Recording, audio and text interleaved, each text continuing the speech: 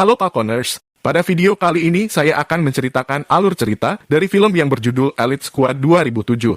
Singkatnya, film ini bercerita tentang sebuah pasukan khusus di Brasil yang tanpa ampun memberantas para gangster dan juga bandar narkoba di suatu wilayah. Oke, tanpa banyak bacot lagi, mari simak video ini sampai habis.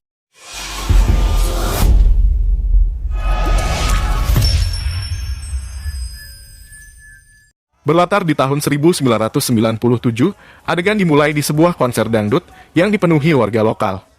Bukan bendera yang kita lihat, melainkan senjata laras panjang yang dibawa penduduk lokal di sana.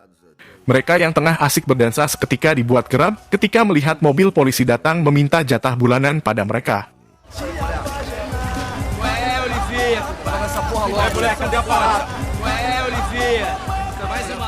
Belum sempat melakukan transaksi dari atas atap, ternyata ada dua orang polisi yang ingin menggagalkan transaksi mereka.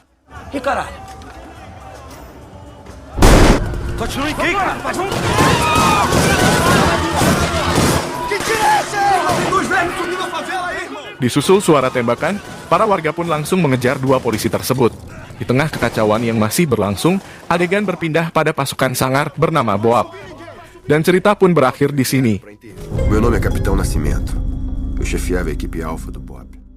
6 bulan sebelumnya, dua perwira yang kita lihat di awal film, yakni Neto dan Matias, baru saja ditempatkan di kepolisian setempat. Mereka berdua merupakan polisi jujur yang sudah bersahabat dari kecil. Singkat cerita, Neto ditugaskan di bengkel mobil polisi bersama atasannya yang bernama Fabio. Lalu Matias ditugaskan untuk mengelola berkas-berkas perkara. Divisi mereka berada amatlah menggambarkan sifat asli mereka berdua nantinya. Neto dikenal sebagai pribadi yang mendahulukan aksi daripada berpikir. Sedangkan Matias dikenal sebagai pribadi yang mendahulukan berpikir sebelum bertindak. Di kantor barunya, mereka sibuk melakukan pekerjaannya masing-masing. Neto dibuat kewalahan ketika mengetahui banyak onderdil baru yang ditukar dengan onderdil lama, sehingga membuat banyak mobil tidak bisa dipakai. Sementara itu Matias yang bercita-cita menjadi pengacara, memilih untuk kuliah di tempat yang mayoritas siswanya amat membenci polisi. Singkat cerita, Maria, teman dari Matias yang tidak mengetahui pekerjaan Matias, mengajak Matias untuk mengunjungi LSM di perkampungan gangster tempat Maria bekerja. Maria menawari Matias bantuan untuk mencarikannya tempat magang. Di siang hari, Matias dan teman-temannya pergi untuk kerja kelompok. Tengah kerja kelompok, Matias kaget melihat pula Edu yang santai membakar ganja di depannya. Tak mau identitasnya terbongkar, Matias hanya membiarkan mereka dan menolak tawaran teman-temannya ini. Selesai kerja kelompok, Matias pun pergi bersama Maria dan seorang anak kecil yang lagi diasuh oleh Maria. Setelah mengetahui ada yang bermasalah mengenai penglihatan si bocil, Matias berjanji akan memberikannya Kecamatan Minas. Sesudah menjemput si bocil, mereka semua pergi mengantarkannya. Belum sempat mengantarkan mereka, Matias melihat sekumpulan gangster bersenjata dan akhirnya ia memutuskan untuk pulang. Keesokan harinya, Boab sedang mengadakan rapat sebelum mengamankan wilayah yang akan dikunjungi Paus nanti. Di malam harinya, pasukan yang terkenal sadis ini langsung menuju tempat operasi dijalankan. Di sana mereka berhasil menangkap seorang anak kecil yang lagi membakar ganja. Tanpa pikir panjang, Nascimento langsung memberikan komando untuk menembak.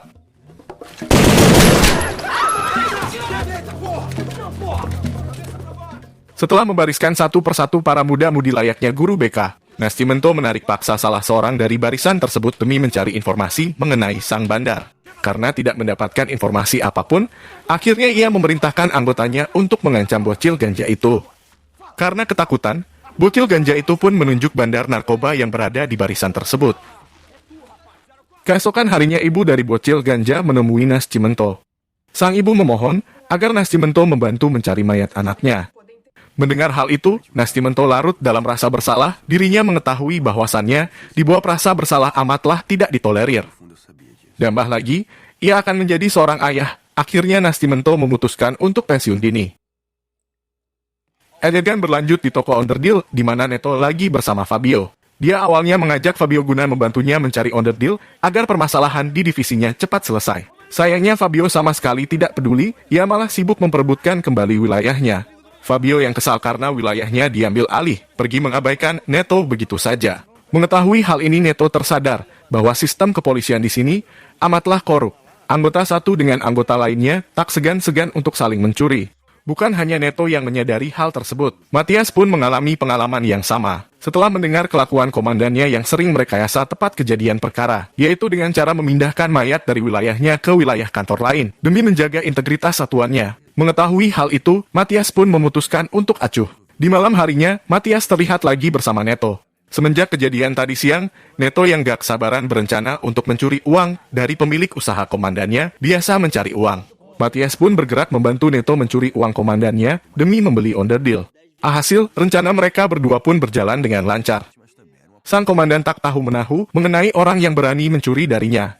Dengan demikian, ia menuduh Fabio si korup karena mengetahui kemarin Fabio mempersalahkan lapak onderdil itu. Fabio kemudian dihukum, ia terpaksa harus ikut patroli ke konser dangdut yang kita lihat di awal film tadi. Di sini Fabio merasa bahwa dirinya akan dibinasakan oleh komandannya sehingga ia meminta bantuan pada Neto. Mengetahui atasannya dalam bahaya, Neto mengajak Matias untuk pergi menyusul Fabio.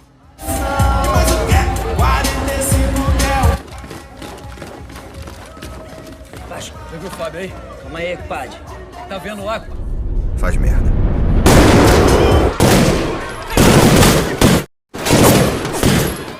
Penembakan yang dilakukan Neto di konser itu ternyata salah besar. Neto terlalu cepat mengambil keputusan dan menembak gangster yang mencoba mengambil uang di pinggangnya. Alhasil terjadilah tembak-menembak antara polisi dan gangster di sana. Sementara di tempat lain, Neto dan Matias sedang dikepung oleh para gangster. Di sini mereka hanya bisa berjuang sampai titik darah penghabisan. Setelah mendapat telepon dan mengetahui anak buahnya dalam bahaya, si komandan segera menelpon Boab untuk meminta bantuan. Mengetahui hal ini, markas besar Boab pun menelepon Nascimento yang lagi menginterogasi seseorang. Karena lokasinya tak jauh, mereka semua segera bergegas menuju ke TKP.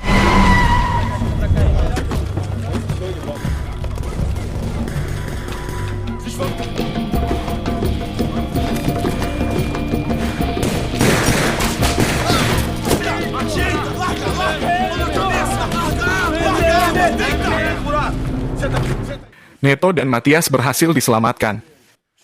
Mereka dibuat terpesona ketika melihat para satuan khusus ini. Dan pada akhirnya keduanya memutuskan untuk mendaftarkan diri. Setelah kejadian heboh kemarin malam, di siang harinya Maria menerima telepon dari firma hukum, tepat Matias akan magang nanti. Setelah menutup telepon, Maria didatangi oleh Bayano, sang gangster penguasa kampung. Dengan rasa amarahnya, Bayano memperlihatkan koran yang berisikan foto Matias. Di sini Maria dibuat panik ketika mengetahui Matias adalah polisi.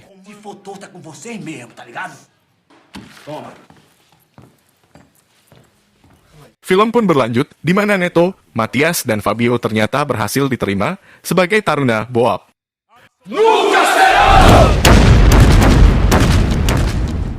Nascimento sudah mengetahui motif dari mereka bertiga. Yang mana Neto bergabung karena ia suka perang. Sedangkan Matias bergabung karena percaya pada hukum. Sedangkan Fabio bergabung hanya untuk lari dari kejaran komandannya. Di awal ospek mereka diintimidasi secara fisik maupun mental oleh anggota Boab. Ospek berlanjut ketika Matias tertidur di saat materi perkuliahan berlangsung. Ia kejutkan oleh Nascimento yang tiba-tiba memberikan granat sambil melepas pin granat itu. Não, senhor! O senhor vai explodir o turno inteiro.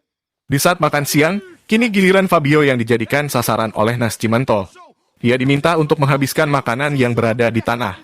Fabio yang tidak kuat akhirnya muntah di atas makanan yang nantinya akan dimakan teman-temannya. Nascimento sengaja mengincar Fabio karena dia tahu sifat asli dari Fabio si polisi korup. Tak sampai situ, Nascimento meminta Fabio untuk mengambilkan perahu yang ada di ujung rawa. Nascimento tak memperdulikan kaki Fabio yang terluka. Karena sudah tidak kuat oleh pelatihan Boab, akhirnya Fabio mengundurkan diri. Akhirnya Neto dan Matias berhasil lanjut ke tahap terakhir, dan kini latihan mereka menggunakan senjata asli. Nascimento yang mengetahui potensi Neto, merekrutnya sebagai asistennya. Namun selama operasi lapangan, Neto malah bertindak gegabah serta menembaki gangster yang dilihatnya. Setelah menyelamatkan Neto, Nascimento memaki Neto dengan kata-kata kasar.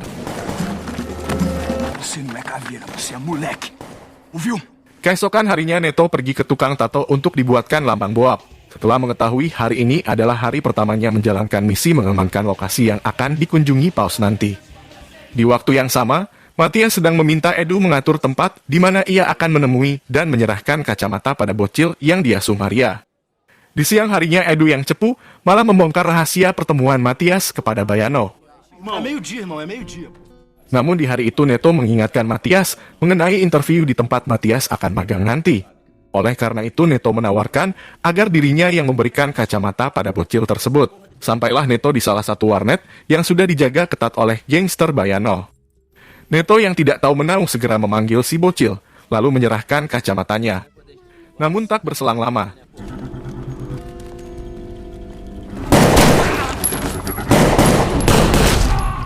Secara perlahan Bayano membalikkan tubuh Neto. Di sini Bayano melihat logo boab di tangan Neto. Seketika itu juga Bayano dan para gangster pun kocar-kacir. Karena bagi gangster di sana, pilihan terbaik ketika membunuh anggota boab adalah mati. Karena merasa dijebak, Bayano pun melampiaskan kemarahannya pada teman-teman Matias. Setelah perbuatan keji ini, Bayano yang panik akhirnya berpamitan dan berencana untuk bersembunyi. Setelah upacara pemakaman Neto, Maria mendatangi Matias. Maria mengetahui bahwa kedua temannya sudah tewas dibantai oleh Bayano. Oleh karena itu, Maria memberikan informasi mengenai istrinya Bayano dan meminta Matias agar tak menyakiti istri Bayano. Tak butuh waktu lama, Boab berhasil menangkap istrinya Bayano. Kemudian hanya butuh waktu singkat, Boab berhasil menangkap tangan kanan Bayano. Cadê o baiano? Tangan kanan Bayano memberikan informasi mengenai teman kampus Matias yang tahu lokasi persembunyian Bayano. Keesokan harinya Matias dengan rasa amarahnya mendatangi sekumpulan mahasiswa yang sedang berduka. Untuk pertama kalinya Matias meluapkan amarahnya, ia langsung menghampiri si cepu Edu dan membantainya. Setelah melampiaskan kekesalannya, Matias mengunjungi bandar narkoba yang mengetahui lokasi Bayano bersembunyi. Di hari yang sama Boab sedang melakukan swooping di area yang berpotensi dijadikan tempat persembunyian Bayano. Kini pencarian Bayano hanya didasari solidaritas dan upaya balas dendam dari para anggota Boab. Mereka yang biasanya beroperasi malam hari kini tak segan-segan menyiksa seorang bocil di siang hari, demi mendapatkan informasi mengenai lokasi Bayano bersembunyi. A do baiano, filha da... logo! Fala, porra! Olha, capitão. Tira a calça dele aí. Vai dar um vai, viado!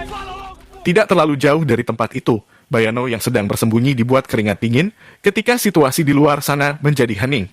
Saat Bayano meminta anak buahnya untuk mengambil minum, tiba-tiba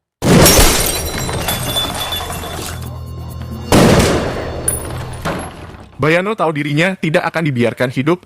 Dia memohon untuk tidak menembaknya di bagian muka. Nascimento menyerahkan shotgun dan meminta Matias menembak Bayano untuk mengetahui kelayakan dari seorang Matias sebagai anggota Boab. Na cara não?